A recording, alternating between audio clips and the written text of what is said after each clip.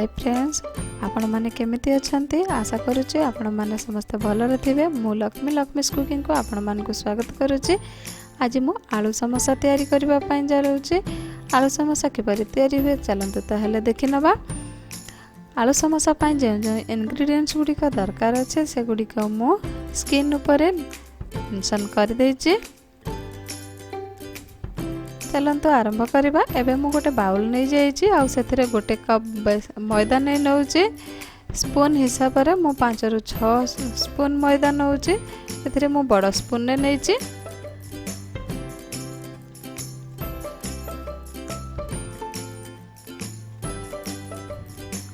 सेथिरे किछि कला जीरा दउछि।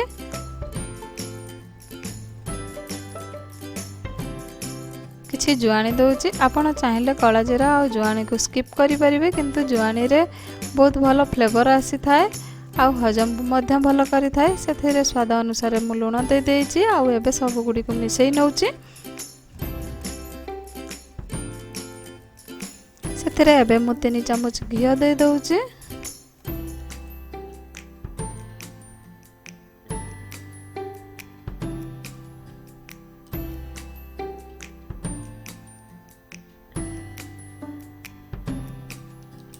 भल भाव घी सहित मु मैदा को मिसई नउछि।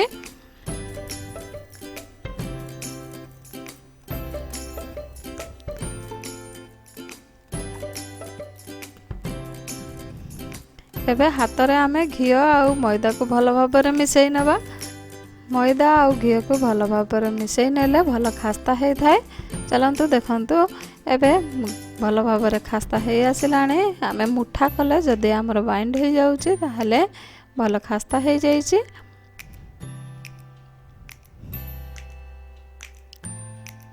एबे मु अल्प अल्प पानी देई भल भाव मैदा को चकुटी नबा आ नरम डो तयारी करिबा।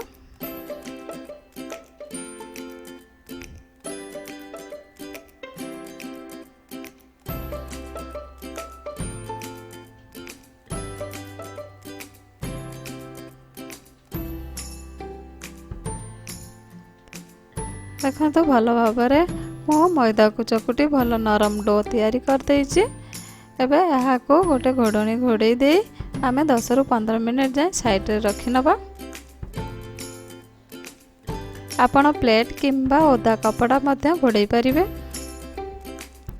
एबे मु मीडियम साइज रो 3टी आलू नेछि। यहाँ को सिझे नेछि मु प्रथम रो आ ताको क्रश कर नबा।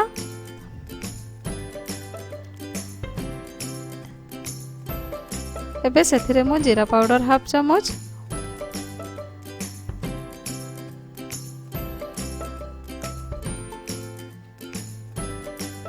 धनिया पाउडर हाफ चम्मच,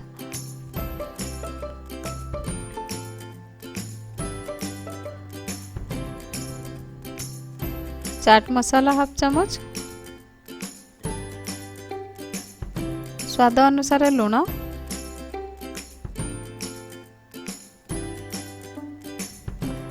लंका पाउडर हाफ चम्मच दे मु यहाँ को गोले नउछि।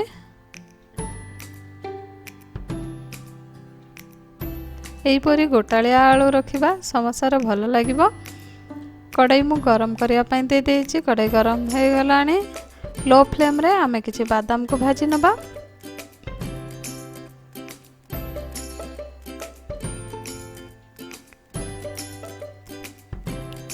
गोटे रु 2 मिनिट भाजीबा परे बादाम भाजी हे जाइछि। देखंतु आमे बादाम को काढी नबा। एबे सेथिरे गोटे चम्मच सोरिष तेल दे दबा। तेल गरम हे गलानी। गोटे चम्मच कला सोरिष दे दबा। सोरिष फुटी गलानी। एबे आलू को दे दबा। भाजी थिबा बादाम को दे दबा।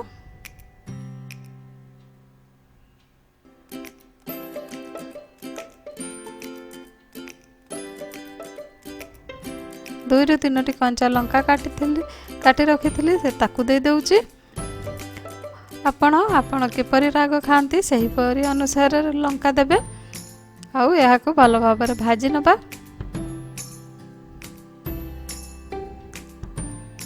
देखंतु भल भाव भाजी हे जाइछि। एबे यहाँ को गोटे प्लेट रे काढी नबा।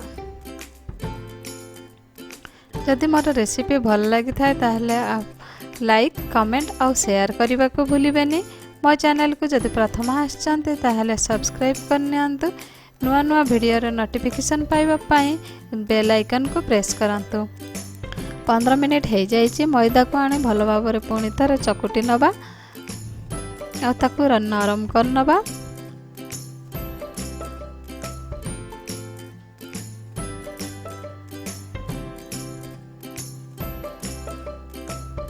एबे ताको भल भाव में बेली नबा हल्का मैदा दे।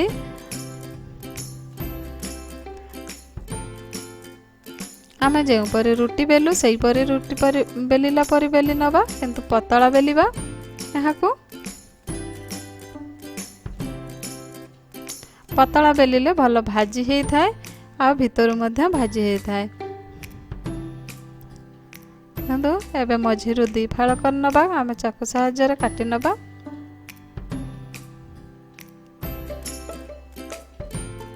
एबे साइड रे आमे पानी दे ताको 3 कोणिया बनै नबा। देखंतु एही परी आमे प्रेस करी 3 कोणिया बनै नबा। एबे ता भीतर आमे स्टफिंग दबा।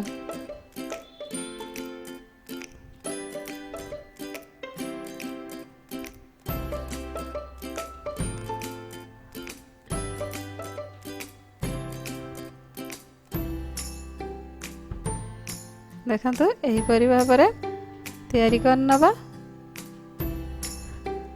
देखंतु समोसा रेडी हो जाइए। गोटे एही परी भाबरे बाकी गुडी को मध्य कर नबा।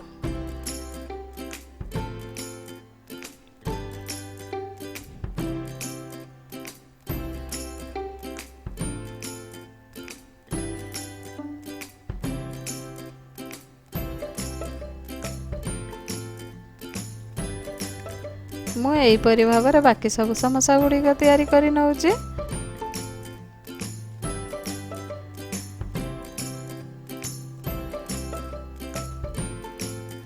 देखंतु मो समोसा रेडी कर देइची। मो गैस रे तेल बसई देथिली। तेल गरम हो जाइए। आम तेल मीडियम गरम हवा दरकार। एबे मो समोसा को छाड़ी देइची। देखंतु समोसा भल भाव में एपट सेपट भाजी हे लाल हे जाइए। मु काढ़ी नेइची। सेही परी भाव में मु सब समोसा को कर देइची। एबे मो रुटी को तैयारी कर नउची। मु समोसा सहित रुटी रे मध्य रोल कर देखाइबी।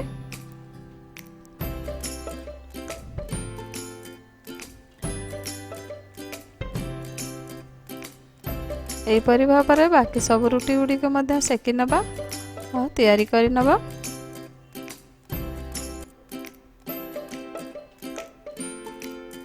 देखंतु मोर बळी जाइथिबा स्टफिंग रे मो रुटी रे किछि रोल कर दउची। एही रोल को छोट छुआ को खाइबा को देबे। से माने बहुत खुशी रे खाइबे आ बहुत भल मध्य लागि थाए। यह तो एही परी भाव में आमे मोड़ी नबा।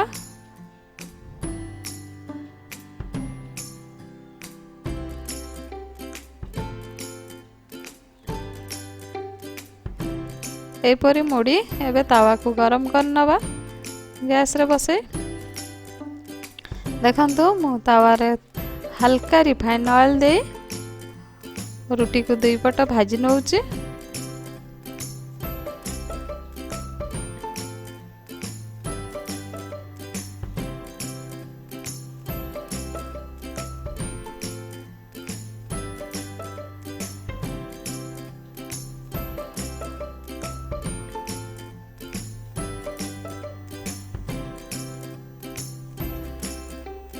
यह को घरे निश्चित भाव में ट्राई करंतु। किपरि लागुची मते कमेंट बॉक्स रे लिखि जणांतु।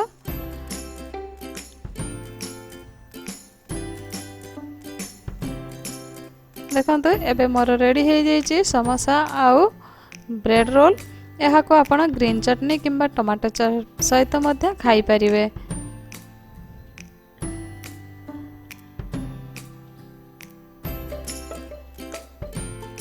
आज पाई रहुची।